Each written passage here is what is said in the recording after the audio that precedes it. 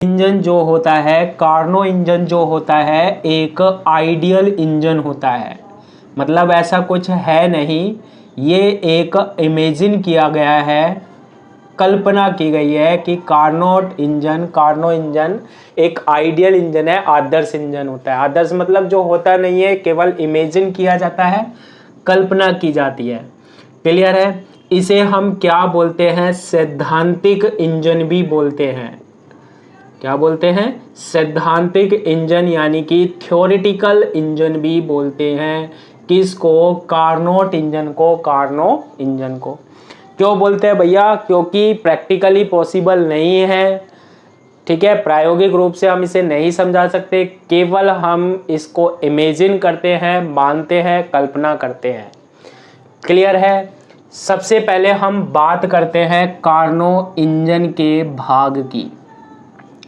Karnaugh engine के भाग यानी कि पार्ट्स ऑफ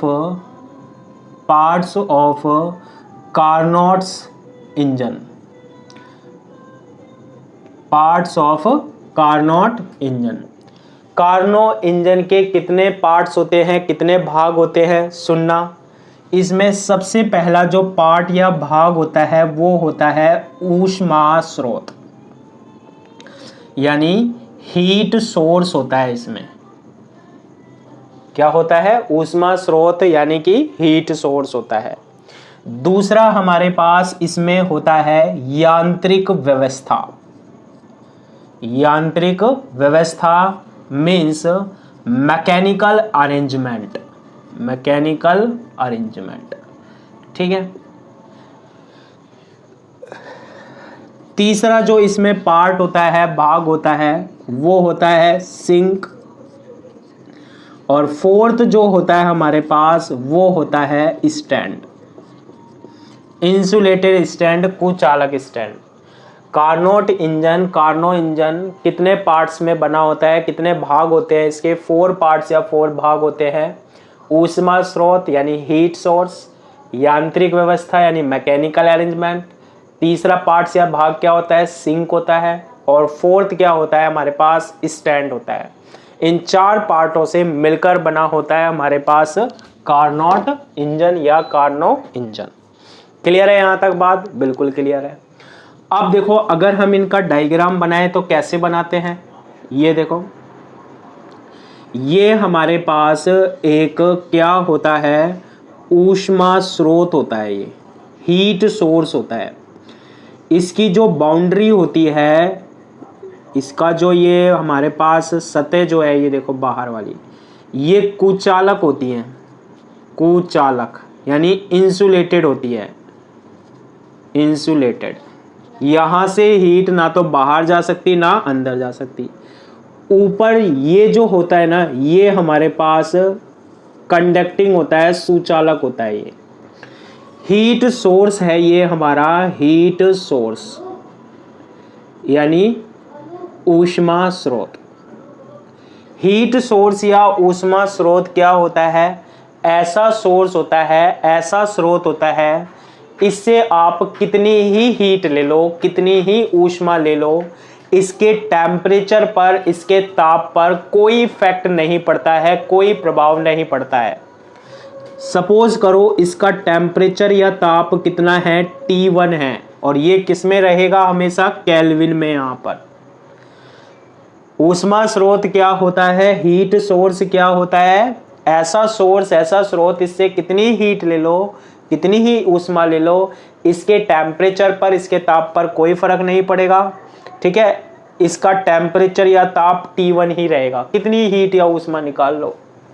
यानी इसकी जो हीट कैपेसिटी है, ऊष्मा धारिता है, वो कितनी है? इन्फिनिटिव है, अनंत है, खत्म ही नहीं होती है भैया। दूसरा जो इसमें पार्ट आता है वो आता है हमारे पास क्या? सिंक।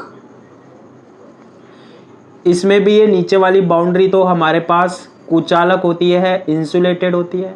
ये क्या है हमारे पास? सिंक है। इसका जो टेम्परेचर है, ताप है, वो T2 के है। ये क्या होता है सर? इसको कितनी हीट दे दो, कितनी ही ऊष्मा दे दो, इसका टेम्परेचर हमेशा T2 ही रहेगा। चेंज नहीं होगा। और T2 जो होता है ना हमेशा लोअर टेम्परेचर होता है, बहुत कम ताप होता है। सिंक कैसी वस्तु होती है, कैसा ऑब्जेक्ट होता है, इसे कितनी ही हीट दे दो, कितनी ही ऊष्मा दे दो, इसका टेम्परेचर या ताप कभी भी बदलेगा नहीं, हमेशा T2 ही रहेगा। ऐसी वस्तु या ऐसा ऑब्जेक्ट हमारे पास क्या होता है, सिंक होता है। कितनी हीट अब्जॉर्ब कर लेगा, सारी हीट अवशोषित कर लेगा, लेकिन इसका टेम्परेचर कभी भी चेंज नहीं होगा, कभी भी इसका ताप नहीं बदलेगा। इसका टेम्परेचर या ताप कितना रहेगा, T2 रहेगा। एक इसमें हमारे पास जो होता है वो होता है कुचालक स्टैंड, इंसुलेटेड स्टैंड। ये क्या है, हमारे पास स्टैंड होता है, ये स्टैंड होता है। क्लियर है ये वाली बात? ठीक है सर। लास्ट जो मैकेनिकल अरेंजमेंट होता है, यांत्रिक व्यवस्था होती है, इसमें हमारे पास एक सिलेंडर होता है। सिलेंडर क्या होता है हमारे पास, यहाँ पर सिलेंडर वो होता है जिसमें एक क्या लगा होता है, पिस्टन लगा होता है। ये क्या है हमारे पास, पिस्टन। केमिस्ट्री की जान है ये, है ना। क्या लगा होता है हमारे पास, पिस्टन लगा होता है। यहाँ ये जो बाउंड्री होती है इंसुलेटेड होती है, यानी कि ऊष्मारोधी होती है। ये नीचे से कैसा होता है, सुचालक होता है, नीचे से सुचालक होता है, यानी कि कंडक्टिंग होता है। इसका क्या मतलब है, यहाँ से हीट अंदर और बाहर जा सकती है। ठीक है। इसमें क्या भरा होता है इस सिलेंडर में, इसमें हमारे पास भरी होती है आइडियल गैस, यानी आदर्श गैस भरी होती है, जो हमारा क्या होता है, वर्किंग सब्सटेंस होता है। क्या होता है भैया, वर्किंग सब्सटेंस, यानी कार्यकारी पदार्थ होता है। यही जो आइडियल गैस होता है, आदर्श गैस होता है, यही हमारा ऊष्मीय ऊर्जा को यांत्रिक ऊर्जा में बदलता है, हीट एनर्जी को मैकेनिकल एनर्जी में इसकी हेल्प से हम चेंज करते हैं। क्लियर है ये वाली बात? ये कौन सा कॉन्सेप्ट है हमारे पास, कार्नोट इंजन, यानी कि कार्नो इंजन का। क्लियर है ये वाली बात? बिल्कुल क्लियर है सर। अब आगे सुनो, देखो इतना जब हम पढ़ लेंगे तो इसके बाद हम बात करते हैं किसकी, कार्नो चक्र की। किसकी बात करते हैं, कार्नो चक्र, यानी कार्नोट साइकिल की बात करते हैं। अब ये जो कार्नोट चक्र होता है, कार्नोट साइकिल होता है, वो क्या होता है, ये वो साइकिल है, वो चक्र है जो ये बताता है कि किस तरीके से हम जो हीट एनर्जी है, ऊष्मीय ऊर्जा है, उसको यांत्रिक ऊर्जा में बदलते हैं, मैकेनिकल एनर्जी में चेंज करते हैं। ठीक है। कार्नो चक्र जो होता है, कार्नो साइकिल होती है, ये हमारे पास उत्क्रमणीय होती है। ये उत्क्रमणीय प्रक्रम होता है एक तरीके का, मीन्स रिवर्सिबल होता है, रिवर्सिबल प्रोसेस होता है। रिवर्सिबल प्रोसेस का मतलब होता है बार बार रिपीट होगा, ये जहां से चलेंगे वही कंडीशन बार बार आती रहेगी। रिवर्सिबल बोलते हैं, उत्क्रमणीय बोलते हैं उसको। कैसे होता है सर, वही अब हम देखने वाले हैं।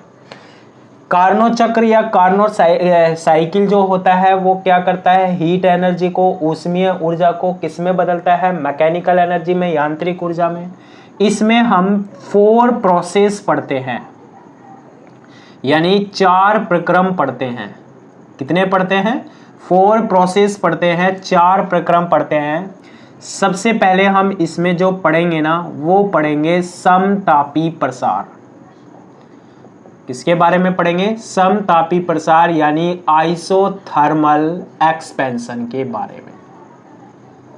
ठीक है। दूसरा जो हम इसमें पढ़ेंगे ना, वो पढ़ेंगे हम रुद्रोष्म प्रसार के बारे में, यानी एडियाबैटिक एक्सपेंशन के बारे में पढ़ेंगे। तीसरा हम इसमें फिर क्या पढ़ने वाले हैं, समतापी संपीड़न के बारे में। समतापी संपीड़न यानी आइसोथर्मल कंप्रेशन के बारे में पढ़ेंगे। और फोर्थ जो होगा हमारे पास वो होगा रुद्रोष्म संपीड़न, यानी एडियाबैटिक कंप्रेशन के बारे में। ये 4 प्रोसेस होते हैं, 4 प्रक्रम होते हैं जिसकी हेल्प से जो हमारी ऊष्मीय ऊर्जा होती है, हीट एनर्जी होती है, वो मैकेनिकल एनर्जी में यानी यांत्रिक ऊर्जा में क्या हो जाती है, बदल जाती है।